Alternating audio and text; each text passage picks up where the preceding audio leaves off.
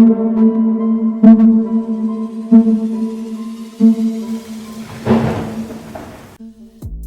दोस्तों, कथा संगम चैनल में आपका स्वागत है।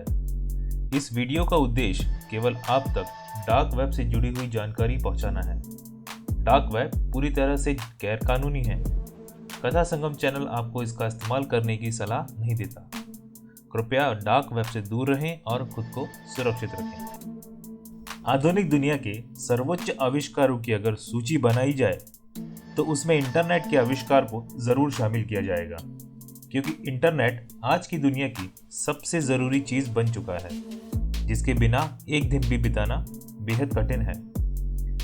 आजकल सभी लोग इंटरनेट का इस्तेमाल तरह तरह के कामों के लिए करते हैं, जैसे वीडियो ब्राउजिंग, न्यूज़ पढ़ना, गेम खेलना, सोशल मीडिया पर लोगों से कम्युनिकेट करना और तरह तरह की इंफॉर्मेशन को शेयर करना।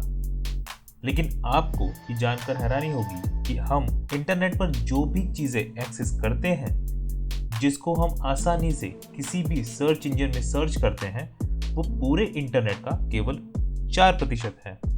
बाकी का 96% भाग आम लोगों की पहुंच से बहुत बाहर है। दरअसल इंटरनेट को मूलतः 3 भागों में विभाजित किया गया है: सरफेस वेब, डीप वेब और dark web. Surface web internet का वो छिछला भाग है जिसे हम और आप जैसे लोग इस्तेमाल करते हैं।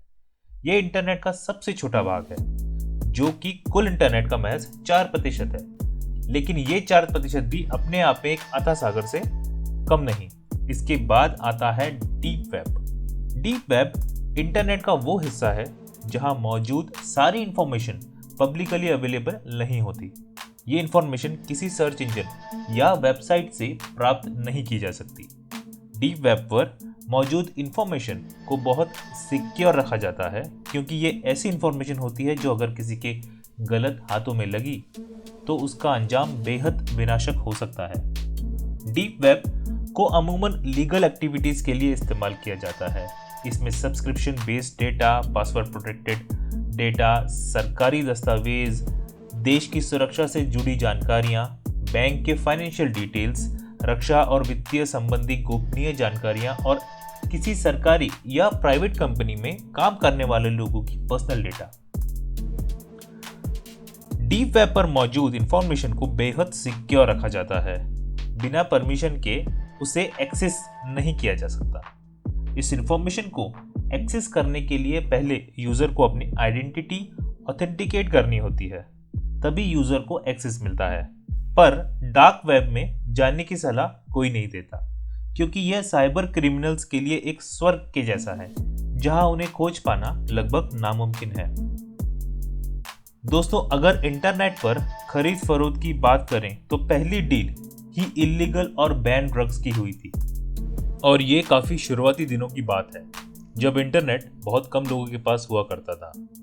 आज डार्क वेब का इस्तेमाल ऐसे गैरकानूनी और विभत्स कामों के लिए किया जाता है जिसके बारे में कल्पना करना भी मुश्किल है। सरफेस वेब पर ऑनलाइन शॉपिंग के लिए अमेजन, फ्लिपकार्ट, ईबे जैसी कंपनियां हैं। उसी तरह से डार्क वेब पर भी ऐसी वेबसाइट मौजूद हैं जहां पर हथियारों को बेचा और खरीदा जाता है। और यही नहीं, इसमें हथियारों और ड्रग्स के अलावा human trafficking, band movies content भी बेचे और खरीदे जाते हैं।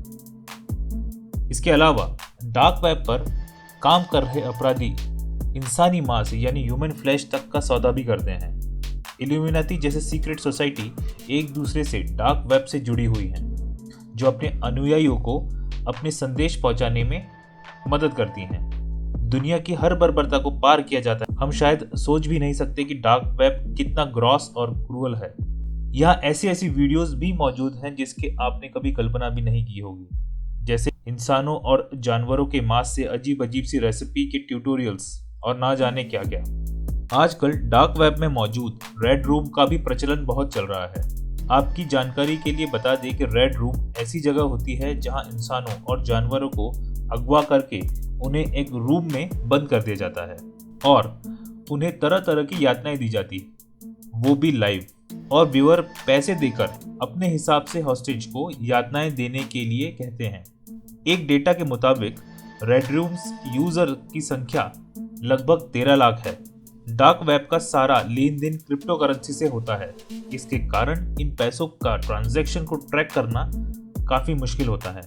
जैसे आप सरफेस वेब पर अंडे, ब्रेड या कोई भी ग्रोसरी खरीदते हैं, वैसे ही डार्क वेब पर इंसानी शरीर के ऑर्गन भी मिल जाते हैं, जैसे हार्ट, लिवर, किडनी। और इसको खरीदने और बेचने के लिए साइबर क्रिमिनल्स ने अलग अलग पोर्टल भी बनाए हुए हैं। मजे की बात यह है कि ये सब देश के सरकारों और प्रशासन के नाक के नीचे हो रहा है, लेकिन फिर भी इन एक्टिविटीज को ट्रैक नहीं किया जा सकता, क्योंकि इन पोर्टल को कैसे एक्सेस करना है ये सिर्फ उन लोगों को ही पता है जो डार्क वेब से जुड़े हुए हैं। डार्क वेब के बारे में इतना कुछ जान लेने के बाद आप सभी के मन में एक क्वेश्चन जरूर आया होगा कि डार्क वेब को एक्सेस कैसे किया जाता है और ये डार्क वेब काम कैसे करता है।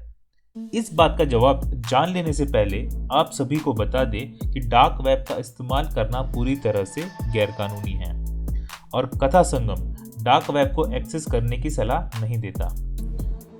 हमारे द्वारा बताई गई जानकारी के पीछे हमारा मकसद है सिर्फ आप तक इंफॉर्मेशन पहुंचाना। चलिए आपको बताते हैं डार्क वेब को कैसे इस्तेमाल किया जाता है। डार्क वेब को एक स्पेशल तरह के वेब ब्राउजर से एक्सेस किया जाता है और उस ब्राउजर का नाम है टॉर द ऑनियन राउटर, जिसको बनाने का मकसद ये था कि आपकी पर्सनल आइडेंटिटी बिना बताए भी इंटरनेट का इस्तेमाल किया जा सकता है। आइए जानते हैं ये ब्राउजर कैसे काम करता है। दरअसल ये यूजर द्वारा इनिशिएट सेशन को इंटरनेट पैकेट के माध्यम से अलग अलग VPN से राउट कराता है और जैसी भी यूजर की रिक्वायरमेंट हो उस हिसाब से इंफॉर्मेशन सर्च करके यूजर तक पहुंचाता है।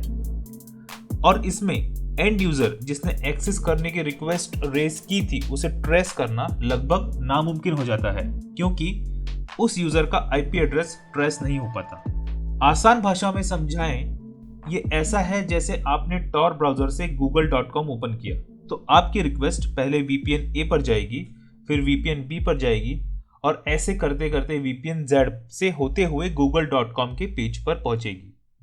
और अगर इसमें ट्रेस किया जाए तो सबसे पहले google.com से ट्रेस करते हुए VPN Z की इंफॉर्मेशन मिलेगी और फिर आगे ट्रेस करते हुए VPN Y की, और फिर हर बार IP एड्रेस चेंज होते रहेंगे। इसके बावजूद भी एंड यूजर तक पहुंचा नहीं जा सकता।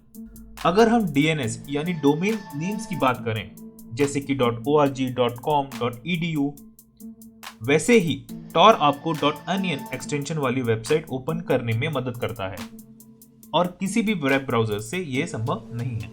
अनियन एक्सटेंशंस वाली वेबसाइट पूरी तरह से प्राइवेट होती है और जो यूजर इन वेबसाइट को एक्सेस करता है वो यूजर भी पूरी तरह से एनोनिमस होते हैं, जिसके कारण कौन किसकी वेबसाइट एक्सेस कर रहा है ये पता लगाना बेहद मुश्किल हो जाता है। किसी भी अनियन वेबसाइट को यूज करने से हमें बचना चाहिए, क्योंकि अगर हम किसी और की प्राइवेट डेटा को एक्सेस कर रहे हैं तो हो सकता है हमारे प्राइवेट डेटा को भी कोई एक्सेस कर रहा हो। इसका मतलब है हमारा लैपटॉप, डेस्कटॉप भी एक तरह का सर्वर बन जाता है और कोई भी हमारी प्राइवेसी को ब्रीच कर सकता है। दो सर्वर के डेटा को एक्सेस करने के लिए यहाँ कोई फायरवॉल नहीं होता और इसका परिणाम बेहद गंभीर भी हो सकता है। इसलिए हम आपसे एक बार और गुजारिश करते हैं कि इस वीडियो को ज्ञानवर्धक वीडियो की तरह देखें। डार्क वेब हमको सिखाता है कि जो सरफेस लेवल पर हम देखते हैं उसकी जड़ें बहुत गहरी होती हैं। साथ ही हमें एक बात और समझ आती है कि इंसान अपनी सनक को पूरा करने के लिए किस हद तक गिर सकता है। डार्क वेब के बारे में ये जानकारी आपको कैसी लगी? अगर आगे भी ऐसे ही वीडियो को आप देखना चाहते हैं तो कृपया इस वीडियो को अवश्य लाइक करें।